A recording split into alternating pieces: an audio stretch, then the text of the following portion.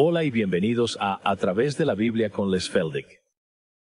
Un ganadero y agricultor de Oklahoma, Les Feldick, ha estado enseñando clases de Biblia al estilo casero durante 20 años en Iowa, Oklahoma y Texas. El estilo único de enseñanza bíblica de Les Feldick ha hecho que los libros de la Biblia cobren vida. Cuando les está enseñando, es tan interesante que la gente dice que el tiempo parece volar. Y ahora, aquí está Les Feldick.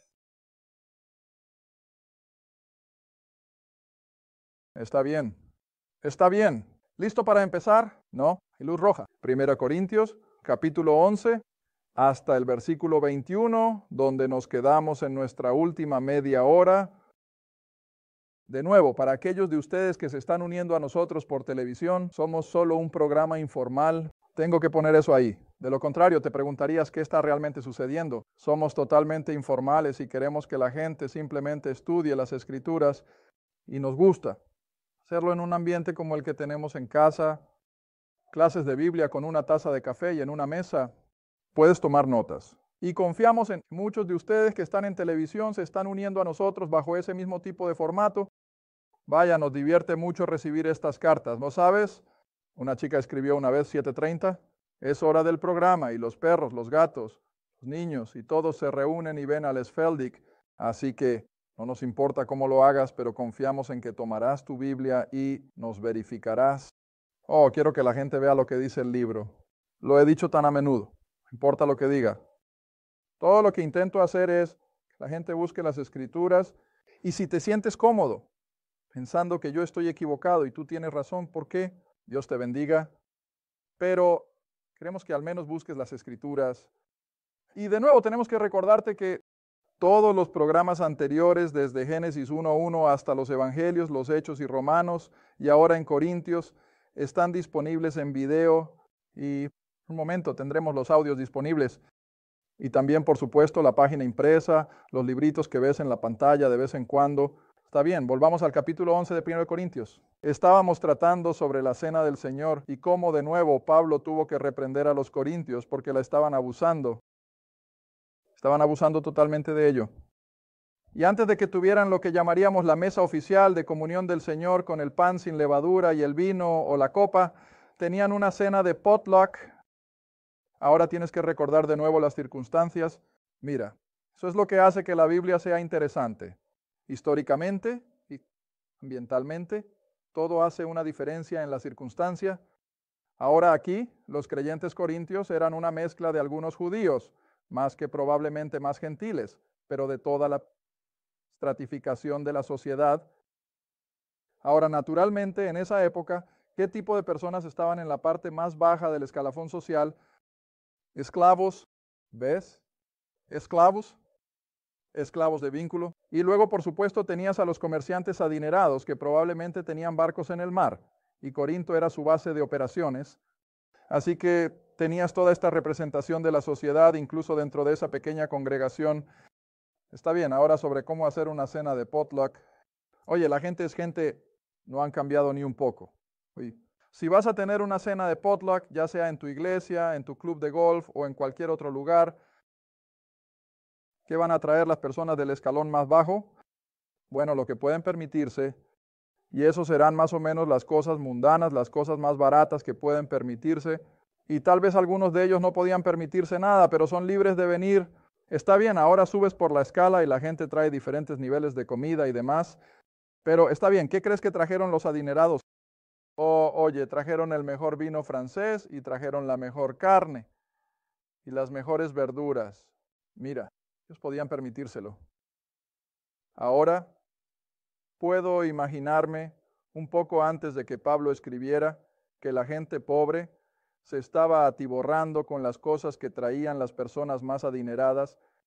Nunca habían probado un vino tan bueno y así que simplemente lo bebieron hasta que, ¿qué estaba mal? Oye, se estaban volviendo glotones, se estaban emborrachando. Entonces, según el siguiente versículo de Pablo, en el versículo 22, indicaría que ahora la gente se estaba separando durante su cena de potluck y los ricos estaban diciendo, tú no vas a comer la buena comida que he traído, no vas a beber nuestro vino, ve a tener tu propia mesa. Bueno, eso es lo más alejado de lo que se supone que debe ser la iglesia. Y así es como estaban actuando. Ahora se estaban dividiendo según su estatus en la cultura. Y Pablo Jesús estaba sorprendido.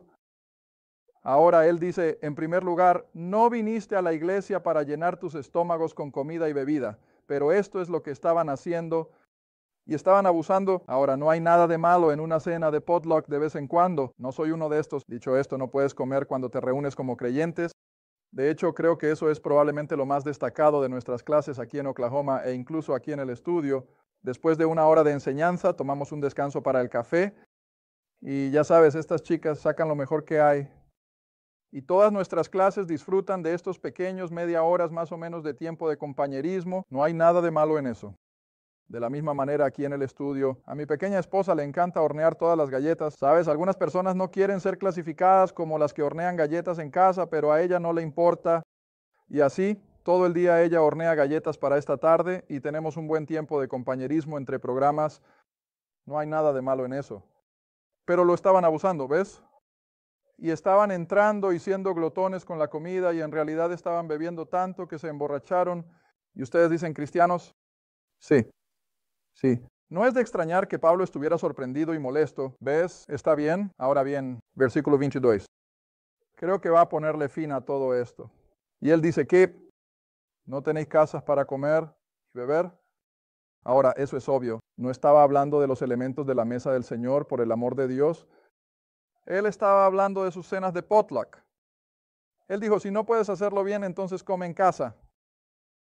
No intentes llevar eso al ambiente de la iglesia. Está bien, ¿no tenéis casas para comer y beber? ¿Despreciáis la iglesia de Dios y avergonzáis a los que no tienen? ¿Ves lo que está diciendo? Especialmente a las personas más adineradas. Él dijo, ¿cómo te atreves a presumir de tu riqueza al traer toda esta comida gourmet cara, cuando sabes que hay otras personas en un nivel de esclavitud y así sucesivamente? No pueden permitirse cosas como esta. Así que Pablo dice, déjalo. Sigue leyendo. ¿Qué les diré? ¿Debo alabarlos? ¿Qué dice? No los alabo. Y así él los está condenando suavemente, al simplemente decir, no puedo alabarlos por esto, porque esto no es la forma en que debería hacerse. Muy bien, ahora en el versículo 23, él va a entrar y va a dar el verdadero propósito de lo que llamamos la cena del Señor o la mesa de comunión.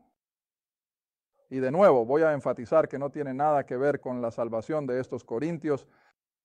Estos corintios ya están salvos a pesar de su comportamiento. Están salvados, son creyentes y no van a ser salvados.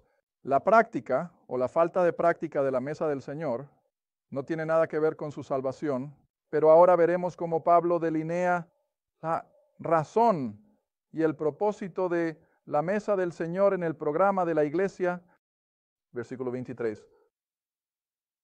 Porque he recibido del Señor. Ahora, ¿ves lo que dice? No lo recibió de los 12 en Jerusalén.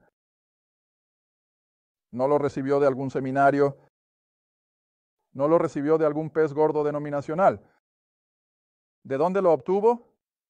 Del Señor. Muy bien, ahora veamos dónde siempre regresa a eso. Regresa conmigo a Gálatas porque mira, quiero que puedas comparar las Escrituras con las Escrituras. Gálatas capítulo 1.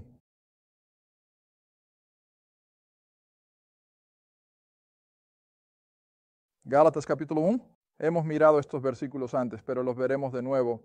Probablemente los miraremos de nuevo en el futuro porque son fundamentales para nuestra comprensión. El apostolado de Pablo. Versículo 11 de Gálatas.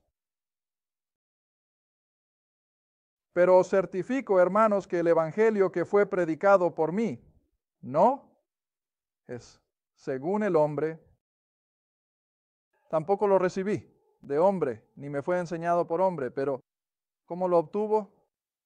Por revelación, una revelación del Señor Jesucristo. Ahora tienes que recordar dónde está Jesucristo durante las revelaciones de Pablo. En gloria, ¿ves? Y así todo lo que Pablo escribe sobre nuestra doctrina hoy proviene del Señor ascendido, después de su muerte, sepultura y resurrección. Y recuerda, hasta que fue a esa cruz y murió, no era el objeto de fe para la mayoría de los gentiles, pero una vez que terminó la obra de la cruz y reveló su plan de salvación a este apóstol, entonces se convierte en ese evangelio, como dice en el capítulo 2, que predico a los gentiles. ¿Entiendes eso? Muy bien. Entonces él dice, no me fue enseñado, sino que lo recibí por la revelación de Jesucristo. Está bien, entonces llegas al versículo 15, donde dice, y agradó a Dios que me apartó desde el vientre de mi madre, y me llamó por su gracia. Revelar, ahora está esa misma palabra de nuevo. ¿Qué significa revelar? Oye, es una revelación. ¿Ves? Que Dios pudiera darle a este hombre la revelación de Jesús, el Hijo, y que pudiera predicarle, verso 16, entre los, ahora les dije que no me gustaba esa palabra, paganos, pero realmente, ¿qué es? Los gentiles, ¿ves? Que inmediatamente, verso 16, no consulté ni con carne ni con sangre, ahora, verso 17, tampoco subí a Jerusalén. ¿Ves cómo el Espíritu Santo está impulsando al hombre a escribir de manera definitiva que no tuvo contacto con esos 12 hombres en Jerusalén? Entonces, cuando habla de revelación, siempre se refiere a aquello que Cristo reveló desde su posición ahora en los cielos. Y luego llegas al capítulo 2, el verso que acabo de citar de manera semiprecisa, y el verso 2. Él sube a Jerusalén ahora para convencer a los 12 que su evangelio a los gentiles no estaba conectado con el judaísmo. Y así dice, subí, es decir, a Jerusalén, nuevamente por revelación. Bueno, ¿qué quiere decir? Dios le instruyó, Pablo, es hora de que subas y te reúnas con los 12, subes a Jerusalén. Y dice, y les comuniqué, continuando en el verso 2, y les comuniqué los jefes en Jerusalén, que serían los 12, y los diversos otros líderes de la iglesia en Jerusalén. Y dice, y les comuniqué ese evangelio que predico, ¿dónde? Entre los gentiles. ¿Ves eso? Está bien. Así que todo lo que Pablo le ha revelado para transmitir al mundo romano fue revelado por el Señor ascendido en gloria, no de los 12, no del ministerio terrenal de Cristo, sino de Él. Señor ascendido, está bien, volvamos a uno. Corintios 11. Así que en el verso 23 nuevamente usó esa misma palabra, porque he recibido del Señor, es decir, por una revelación, lo que también les he entregado a ustedes. Ahora, recuerda, para cuando Pablo escribe la carta a los Corintios, la iglesia de Corinto ha estado funcionando el tiempo suficiente para construir estos excesos. Han estado funcionando el tiempo suficiente ahora para que estén recibiendo todas estas ideas locas, ¿ves? Y así que esto no es lo que les enseñó al principio. Esto ha sido y no me gusta usar la palabra, pero ha sido algo evolutivo. Ha estado moviéndose de una posición a otra y está empeorando en lugar de mejorar. Y por eso dice, esto no es lo que les entregué al principio. No es así como les enseñé a practicar la cena del Señor. ¿Sabes? Los hombres pueden conspirar, ¿no? Vaya, pueden inventar las ideas más locas. Y a veces es bueno, pero mira, eso lleva a excesos. Y así que eso es exactamente lo que sucedió aquí en Corinto. Imagino que cuando se prepararon para tener la mesa del Señor, se dieron cuenta de que, bueno, ahora ya sabes, no podemos satisfacer la energía de todo un día con una pequeña copa o un trago de vino y un pequeño pedazo de pan sin levadura. Vaya, empecemos a traer algo de comida y podemos tener una cena de verdad, pero eso llevó a excesos. Y así que ahora Pablo tiene que traerles alguna crítica, ¿ves? Está bien, así que les dice exactamente cómo sucedió todo. Mira lo que él dice. Esto es lo que el Señor le reveló, que el Señor Jesús, la misma noche en que fue traicionado, tomó pan y cuando hubo dado gracias, lo partió y dijo, tomen, coman, este es mi cuerpo, que es quebrantado por ustedes. Hagan esto en memoria de mí. Versículo 25 leeremos y luego volveremos. De la misma manera también tomó la copa y cuando veamos, tomó la copa y cuando hubo cenado dijo, la copa del Nuevo Testamento en mi sangre, hagan esto, cuantas veces la beban en memoria de mí. Regresemos a Mateo 26. Espero tener tiempo para hacer todo esto. Regresemos a Mateo 26. Creo que es 26 o 27. Tendré que mirar un segundo.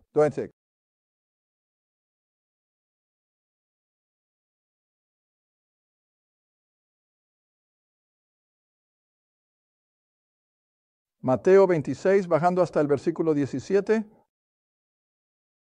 Mateo 26, versículo 17. Mateo 16, versículo 17. Ahora, el primer día de la fiesta de los panes sin levadura, los discípulos se acercaron a Jesús y le dijeron, ¿dónde quieres que preparemos para ti la cena de Pascua?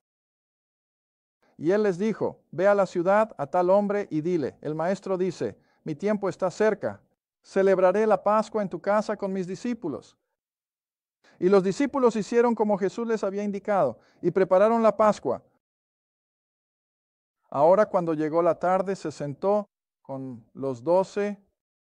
Ahora, tengo tiempo aquí y probablemente voy a provocar un avispero. Pero ves cuando comieron el cordero pascual, ¿cuál era la posición en la mesa? De pie, ¿no? De pie, está bien. Así que si debían estar de pie para comer el cordero pascual, eso está en Éxodo. Debían estar de pie y comer el cordero pascual con los pies calzados, porque, oye, ya están listos para ir. ¿Ves? Está bien. Y así, la costumbre no creo que haya cambiado mucho. Así que cuando se sentó, había una comida regular que comían antes de matar a los corderos pascuales, si entiendo bien, la Pascua. Así que esto es la última cena, pero no es el cordero pascual. Está bien, suficiente por ahora. Así que se sentó con los 12 para comer la última cena. Eso fue antes de que comenzaran a matar a los corderos. Y luego llegas hasta el versículo 26. Y mientras comían, ahora eso fue en una posición reclinada, mientras comían, Jesús tomó pan, lo bendijo, lo partió y se lo dio a los discípulos. Y dijo, tomen, coman pues, mi cuerpo. Y tomó la copa, dio gracias y se la dio a ellos y dijo, beban todos de ella, porque esta es mi sangre del Nuevo Testamento, que es derramada por muchos para la remisión de los pecados. Pero yo les digo, no beberé más de este fruto de la vid hasta el día en que lo beba nuevo con ustedes en el reino de mi Padre. Nuevo con ustedes en el reino de mi Padre. Y cuando cantaron un himno salieron. Está bien, ¿por qué les leí esto? Jesús, cualquier exposición doctrinal sobre el pan y el vino, no una palabra. Todo lo que dice es, este es mi cuerpo, que es quebrantado por ustedes. Luego dice, esta es la sangre del Nuevo Testamento, que es derramada por ustedes, pero no hay explicación.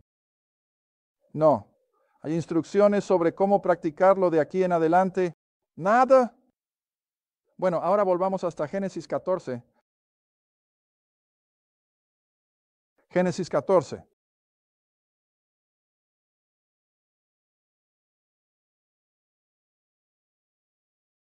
Y aquí viene este nombre difícil de pronunciar de Jerusalén. ¿Quién? Melquisedec. El sumo sacerdote de Salem, que era el pequeño pueblo que más tarde se convirtió en Jerusalén, por supuesto.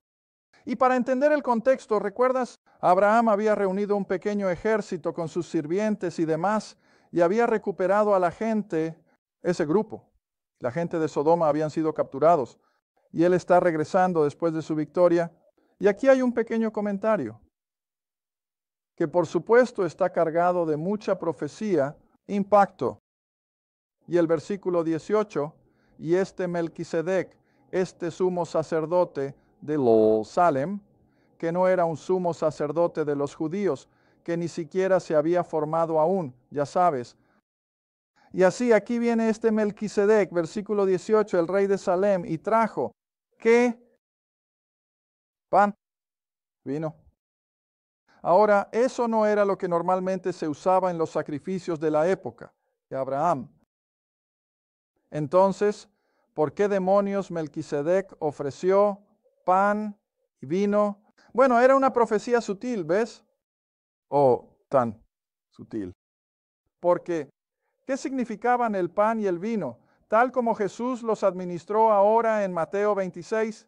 Y ahora, si vuelves otra vez a 1 Corintios, capítulo 11, espero poder unir todo esto. ¿Cuál fue la profecía sutil? Cuando Melquisedec trajo pan y vino de todas las cosas. Oye, resurrección, ¿ves? La resurrección, y esa es toda. Idea de la cena del Señor, que debe ser un recordatorio constante de que cada vez que participamos de ese pan y de esa copa, es un recordatorio de la obra terminada, de la cruz. Y esta es la primera vez que se explica. De hecho, un comentarista lo expresa de esta manera. Probablemente esta es la primera vez que Jesús, citado cronológicamente en las Escrituras, porque los evangelios aún no se han escrito. ¿Alguna vez has pensado en eso? Los evangelios aún no se han escrito. Así que Pablo no podía profundizar como acabo de hacer e ir a Mateo o a uno de los otros escritores y decir, bueno, esto vino por revelación. Y no es asombroso cómo Dios hace todo en su propio orden, pero antes de que los evangelios fueran escritos, Pablo escribe a los Corintios las mismas palabras. ¿Ves? Está bien, ahora sigue leyendo. Versículo 26, aquí. Está la razón doctrinal para la cena del Señor, porque cada vez que coméis este pan y bebéis esta copa que estáis mostrando o recordando la muerte del Señor. Ahora voy a señalar dos cosas. No hay ninguna estipulación del apóstol sobre la frecuencia con la que una iglesia practica la cena del Señor. No me importa si tu denominación lo practica cada domingo, esa es tu prerrogativa. Si quieres practicarlo una vez al año, esa es tu prerrogativa. Si quieres practicarlo una vez cada trimestre o una vez al mes o como sea, eso no es. Lo importante aquí, la palabra es cada vez que tengas la cena del Señor, ya sea que sea a menudo o que no sea tan frecuente. Eso no es lo importante, pero es mejor que tengas la mentalidad adecuada cuando lo hagas. Y eso es que te estás recordando a ti mismo, no a la persona que está al lado, ni a alguien al otro lado de la iglesia, sino que te estás recordando a ti mismo que Cristo murió, su sangre fue derramada y Él resucitó de entre los muertos. Ese es el único propósito de la cena del Señor. Y debe ser algo solemne. Experiencia. Y de nuevo ves, los corintios estaban abusando tanto de esta hermosa imagen en tipos con su indulgencia en la comida, emborrachándose un poco con demasiado vino. ¿Cómo en el mundo podrían recibir el impacto de un servicio tan solemne? Y Pablo tuvo que reprenderlos y les dice, deténganse, comes y bebes en tu casa. Cuando vienes a la casa del Señor para la cena del Señor, es una ocasión solemne, ¿ves? ¿Está bien? Ahora si tenemos tiempo, continuaremos un poco más. Así que él dijo, cada vez que hagan esto, muestran la muerte del Señor hasta que Él venga. La mesa del Señor no se detendrá hasta que el Señor regrese.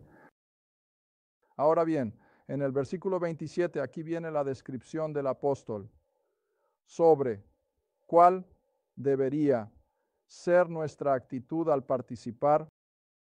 Por lo tanto, cualquiera que coma este pan y beba esta copa del Señor indignamente será culpable del cuerpo y la sangre del Señor. Pero que un hombre se examine a sí mismo. Ahora creo que ahí está el secreto del comportamiento en servicio de comunión. No examinas a la persona de al lado. No te sientas ahí y juzgues al tipo del otro lado de la iglesia. Pero miras tu propio corazón. Miras tu propia actitud. ¿Estoy bien con el Señor? ¿Estoy bien con mis compañeros creyentes? Y si puedes decir sí y amén a eso, entonces siéntete libre de participar. Si no puedes, es mejor que te abstengas, porque entonces estás bebiendo y comiendo condenación. Mira, leyendo en el versículo 28, pero que un hombre se examine a sí mismo, y entonces coma de ese pan y beba de esa copa. Si la autoexaminación está bien para ti y estás contento de que no tienes enemistad amarga con un compañero creyente y que estás bien con el Señor, eres libre de participar. Absolutamente lo eres. Entonces el versículo 28, pero que un hombre se examine. Entonces el versículo 29, porque el que come y bebe indignamente, ahora todo eso significa que el que participa de la mesa del Señor con la actitud equivocada, los corintios estaban entrando casi, con una actitud de jolgorio totalmente equivocado. Muchos de los corintios tenían un verdadero resentimiento contra alguien al otro lado de la habitación, alguien con quien probablemente habían ido a un tribunal por algo y su enemistad era como chispas. Pablo dice, eso no funcionará. No puedes tomar la mesa del Señor con ese tipo de actitud. Así que dice, examínate a ti mismo. Y luego el versículo 30, dado que los corintios eran culpables de tantas cosas que deberían haberles impedido participar, él dice, por esta causa muchos están enfermos y débiles entre ustedes. En otras palabras, Dios ya los estaba castigando al quitarles su salud, y él dice, muchos están dormidos. ¿Qué quiere decir? Ellos murieron. Ahora tenemos que entender que hay la pequeña epístola de Juan, al final de tu Biblia, un pecado y la muerte. No creo que tengamos tiempo para volver y mirarlo, pero Juan advierte, no debes orar por eso. Aunque pienses que alguien está terriblemente fuera de lugar, nunca oras. Señor, quítalos. Esa no es nuestra prerrogativa. El Señor sí tiene esa prerrogativa, que si un creyente se corrige y si un creyente continúa caminando en pecado conocido, sí, Dios lo llevará, porque no va a permitir que nadie arrastre su nombre por el barro. Ahora, sabemos que hay personas que han hecho una profesión de salvación, probablemente han sido miembros de una iglesia y están haciendo lo mismo. Y si el Señor no trata con ellos, si el Señor no los castiga, entonces Pablo enseña en el libro de Hebreos que no son sus hijos. No sabes cuántas personas me han preguntado, bueno, he tenido a fulano en la iglesia, eran buenos miembros de la iglesia y de repente se fueron con alguna joven y dejaron a su familia. ¿Todavía están salvos? Bueno, ¿sabes cuál es mi respuesta? Nunca lo fueron. Porque si estuvieran salvos y hicieran algo así, entonces Dios los quitaría. Y eso es lo que quiere decir aquí cuando dice que muchos están enfermos y muchos de ustedes ya están dormidos. Han muerto. Gracias por ver A través de la Biblia con Les Feldick, un estudio bíblico semanal. Si deseas más información sobre los ministerios Les Feldick, un estudio bíblico en tu área, o sobre este programa, escribe a Les Feldick Ministries, Ruta 1, Caja 760, Quinta, Oklahoma 74552. Esa es la Ruta 1, Caja 760, Quinta, Oklahoma 74552. A través de la Biblia con Les Feldick es apoyado por los espectadores, y tu donación es apreciada. Gracias, y asegúrate de sintonizar la próxima vez para A través de la Biblia con Les Feldick.